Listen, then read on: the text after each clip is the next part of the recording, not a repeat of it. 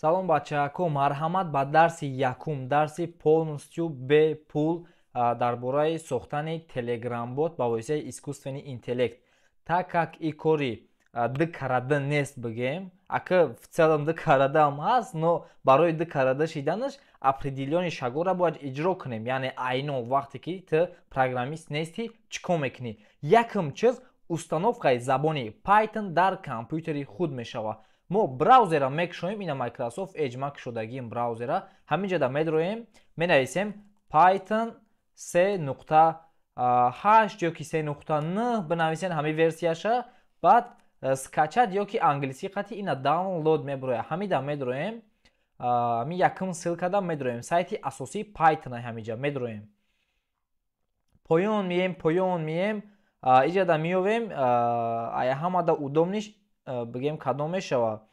Ина намира скачат мекунем. Windows x86-64 Executable Installer установщикай. ҳаминра меҷиқем дар болош, сразу скачат мешава. У қазиёт нест, 26 мегабайтай, даже ба интернети Тоҷикистон, интернети ясума қати скачат мешава. Короче, ҳамида медроем, запустит мекунем, ин ҳамин ҳуй мешава. мо иҷада галочка мемонем, ҳатман дар ҳаминҷаш галочка мемонем.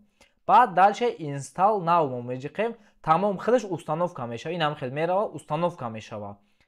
хоб майра уже установка кардагӣ, ман метавонам cancel биҷиқам, отменитш кунам. Не ки шумо да бояд баравад то охириша, тамом дига ҳеҷ гап намешавад, маҳкамаш мекунем. дуюм чиз бачаҳако, ҷое ки мо кодмона менависем, ҳамонро мо бояд установка кунем. Ин мешава Visual Studio Code. менависем дар браузер ҳарфи англисии VS код менависем. ирам ҳамахе даунлод меҷиқем. Ина ҳамида меҷиқем ва ина ҳами страницада медроем. бачаҳако, касе ки Mac дошта боша, версияи Mac скачат мекунем. коми Linux дошта боша, версияи Linux скачат мекунем. Не ки шумо худтон медонен уже Linux доро. Агар раз шумо Linux дошта бошен, шумо значит программистен. ва ман Windows дорам, версияи Windows скачат мекунам. Windows да болош меҷиқем, худаш автоматически скачаш сар мешава. иш 100 мегабайта кай бачаҳако, қазиёт ҳам нест, ба фикрам ба ҳамун интернети сесума скачат мешава. ин ҳамира ждат мекунем камтарак, ҳамин скачатш тамом шава. Леки ира ман уже скачат кардагӣ, установка кардагиам, ҳози фақат шумо да просто нишон додесам. ҳози камтарак ждат мекунем ки ҳамин скачат шава.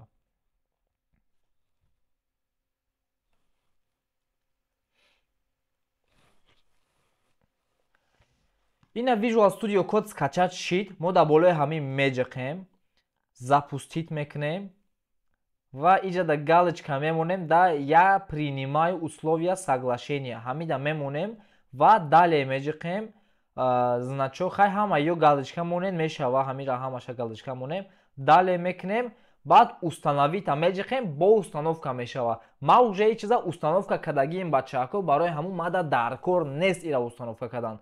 Не ки шумо якум бор ки кардесен, бояд ки ҳатман установка кунед ҳамира. бе ин намешава. ҳамира установка меҷиқем, полностью установид мешава. овози ман ира просто X мекунам, барое ки ман уже установка кардагӣ дорам ира. баъд бачаҳако, чизи навбатии мо мешава искусствени интеллект. шумо интихоб кунед якташа, фарқ надорад. ChatGPT ҳаст, DeepSeek ҳаст, фарқ надорад, бениҳоят зиёдтанд. ман ҳозир нишон метам тарзи дар ChatGPT регистратсия кардан имена. дар браузер медроем, сайти chatgpt.com. ягон ҳарфша путад накунен илтимос. ҳамида медроем ва кушода мешава. инам хеле саҳифа. ва иҷада агар шумо аккаунт надошта бошен, регистратсия меҷиқен. агар аккаунт дошта бошен, вайти мекунем. ҳозир ман нишон метам чӣ қадар регистратсия мекунем. меҷиқем зарегистрироваться ва ҳозир попробовать мекунем ку ба почтаи урусӣ мешава регистратсия карда ё ки не. менависем почтаи урусира amirimax.mail.ru, продолжить мекунем. парол мега, ягон парол намемона иҷада худаш автоматически. биё хай якта парол монем. бояд ки парол 12 аломат боша, яъне 12 та ҳарф ё ки рақам ё ки нуқта, шиф, минус, любой чӣ. бояд 12 та боша. дальше мерем, продолжить мекунем, ку чӣ гап мешава. произошла ошибка. так, чӣ ошибкае додагиай? ба фикрам ки мега ба ин почта ту дори аккаунт. попробовать мекунем я бор дига. биё мо ай ҳамада хубаш назад мекунем. я бор дига. Так, ман намедонам чӣ пурзиза. Давай ман пароли рандом нимонам ку чӣ гап мешава. Продолжить. Ошибка додесай. Значит ба почтаи урусӣ намешидай бачако, ба почтаи mail.ru значит намешидай. Назад мекунем. Ин ҳами ҷои созdat аккаунт, ин ҳамира продолжить с Google мекунем бачако. Сразу уже вай мешава. Ба аккаунти Google шумо созdat мешава ChatGPT. Мози уже дорум аккаунт, барои ҳамин сразу вайти мекунам.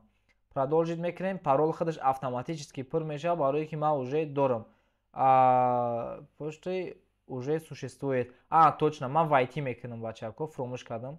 Иҷада ман меҷиқам, почтама мемонам ва парол худаш пур мешава. Медурам ва ана ай ман двухфакторни бачако любой чистона двухфакторни аутентификация монен барои зуриш. Ман ози медурам ина акай приложение аутентификатор. И код ҳар дақиқа обновит мешава. Ира агар ози ман намонам намедурая. Барои ҳамон менависем ина кода 185. Продолжить. И кода ба ёд нагирен. Барои ки ин код 1 минут пас алиш мешава, шумо по-любому аккаунти ман дарома наметонен. Ина ман дар омадам ChatGPT бачако. Инам хел медуроен, уже инам таре чиз мешава. Иҷаи шумо мисол ҳамаш айнан ҳама хел мешава, примерно бигем да. Иҷа модель мисол 35 чизе ки боша набоша, просто ҳама хел мешава.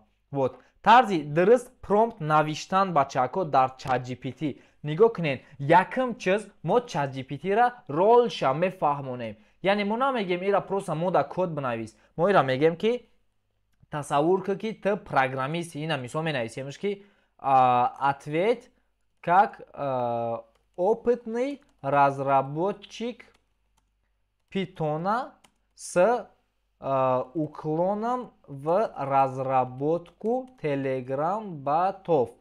Ҳамира роиш мекунем якум, сразу уже вай мозгша настраиват мекунад. Ина уже гуфтеса ки по айограмм. И библиотекае ки мо ба ҳамин чиз кор мекунем.